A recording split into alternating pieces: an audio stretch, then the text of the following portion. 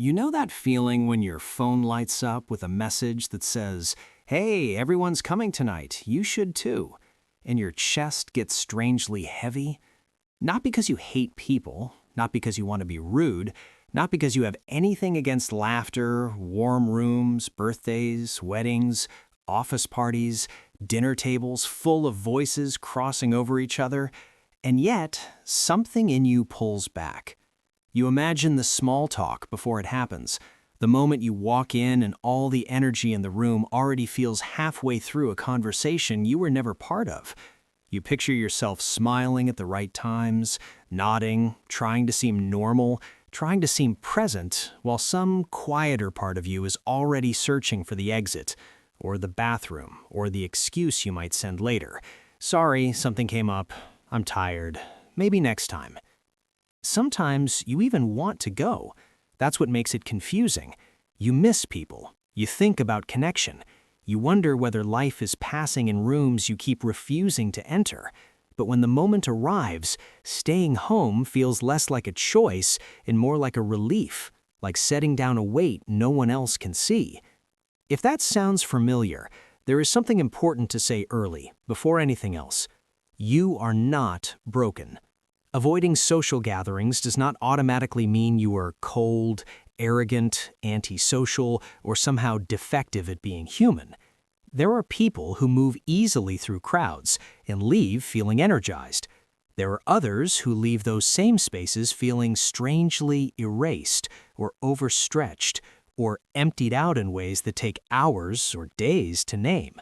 That difference is not a moral failure. It is not a character flaw. It is often a psychological pattern with a story behind it. And most of the time, that story is much older than the invitation itself. For some people, social gatherings feel difficult because being around many minds at once is emotionally expensive.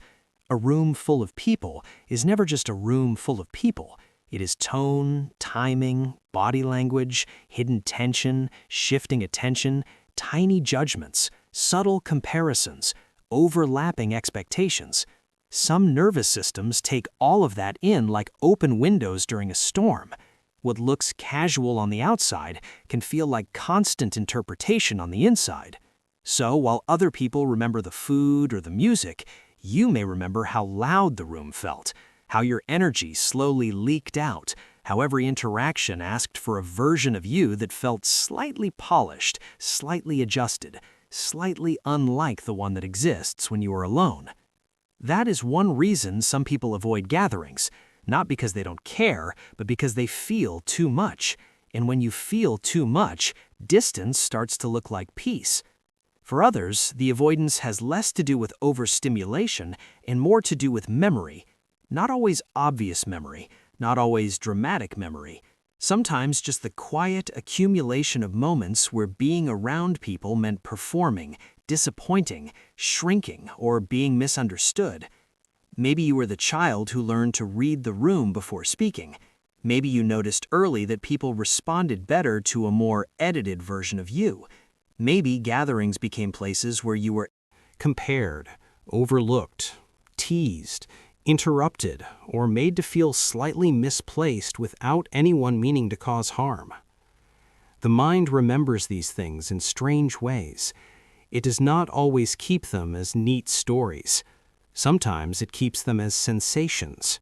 So later, in adult life, you may stand in front of a perfectly ordinary social event and feel resistance that seems out of proportion. But psychology is often like that. The present moment touches an older bruise, and the body reacts before the conscious mind catches up. You say, "I just don't feel like going." But beneath that sentence may be a deeper one. Some part of me remembers that rooms like this have not always felt safe. And the strange thing is, the older the pattern becomes, the more it starts to feel like personality. That is where a lot of people get lost, because there's a difference between who you are and what you adapted to. Some people avoid gatherings because they are tired of being watched, even when no one is really watching. There are people who carry an unusual awareness of themselves in social spaces. They hear their own voice while speaking. They notice where they place their hands. They wonder whether they sounded awkward, whether their face looked off, whether that pause lasted too long, whether they are too quiet, too much, not enough. A simple conversation becomes a hall of mirrors. And when being perceived feels heavy, even friendly company can feel exposing. It is exhausting to be the person in the room and the observer grading that person at the same time. So eventually, solitude starts to feel merciful. Alone, there is no audience, no interpretation, no subtle pressure to become legible. You can return to a version of yourself that is not constantly being translated. But here's the part people rarely say out loud. Sometimes avoiding gatherings is not fear of others. Sometimes it is grief over how unlike yourself you become around them. Halfway through this, it helps to pause and notice something almost paradoxical. The people who avoid social gatherings are not the people who do not want closeness. Very often, they want it deeply. They may crave depth and avoid volume. They may long for intimacy and feel alien inside group dynamics. They may love one-on-one conversation, late-night honesty, quiet companionship, and still feel completely depleted by birthday dinners, networking events, family functions, and crowded celebrations. To the outside world, that can look inconsistent, but internally, it makes perfect sense. Not all connection feels the same to the human mind. Some forms of social contact feel like drinking water. Others feel like wearing a sweater that doesn't belong to you for 5 straight hours. Another reason people pull away from gatherings is that groups tend to awaken identity. Not your deepest identity, but the social one, the roles shaped by family. The work role, the funny one, the quiet one, the responsible one, the difficult one, the one who keeps the peace, the one who listens, the one who never quite belongs but still shows up. In a gathering, these old identities can snap back into place almost instantly, like magnets finding their old positions. You might spend weeks alone becoming softer, clearer, more real, only to enter a familiar room and feel yourself turn into an earlier draft. That feeling can be deeply unsettling.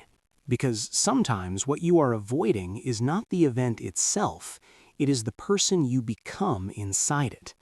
And over time, this can create a strange internal split. The younger you may have endured social spaces because belonging felt necessary. The older you may begin declining them because something inside has finally grown tired of self-abandonment. From the outside, it can look like withdrawal. From the inside, it can feel like an identity shift. Not all distance is dysfunction. Sometimes it is the first sign that a person can no longer tolerate being false in order to feel included. There is also the quiet fact that social gatherings often ask us to regulate in public, to absorb noise, unpredictability, emotional weather, old dynamics, and unspoken tension while still appearing easy, pleasant, and unaffected. That is a lot. Some people can do it almost unconsciously. Others feel every emotional draft in the room like a candle trying not to go out. And that may be the deepest reveal of all. For certain people, avoiding social gatherings is less about disliking people and more about protecting regulation. A crowded room can feel like holding a glass full of water while walking across uneven ground. Everyone else may seem fine, but inside you are trying not to spill. You are balancing expression, energy, memory, expectation, sensitivity, politeness, discomfort, all at once. By the time you get home, you're not just tired, you feel like a shoreline after a rough tide, still standing, but altered by what passed through. That kind of exhaustion is hard to explain to people who only know the visible part of socializing. They see a dinner. You experienced 10 invisible negotiations. And because the world tends to admire sociability, people who avoid gatherings often start telling a cruel story about themselves. They call themselves boring, weird, distant, bad at life. They compare their inner friction to other people's apparent ease and conclude that something essential must be missing. But appearances are deceptive. Many socially fluent people are performing. Many quiet people are deeply observant. Many people who leave early are not detached from life, they're simply honest about what life feels like in certain environments. There is dignity in that honesty. And maybe that is where this really lands.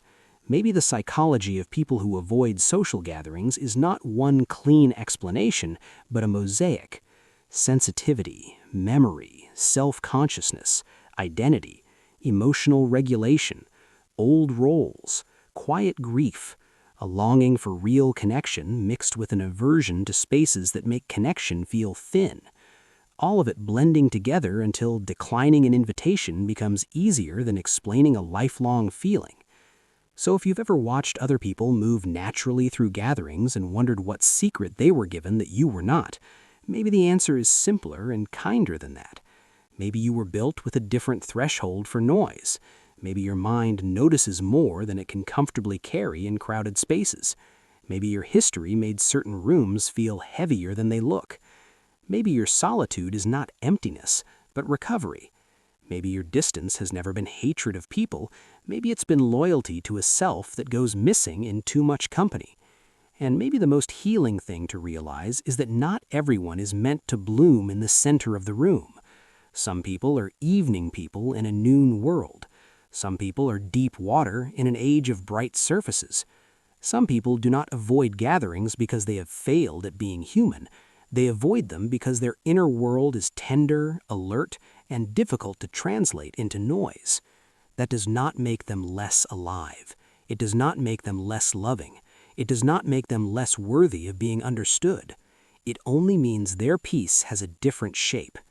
And if this gave language to something you have felt for a long time, subscribe and stay close. Not because you need fixing, just because sometimes being understood is enough.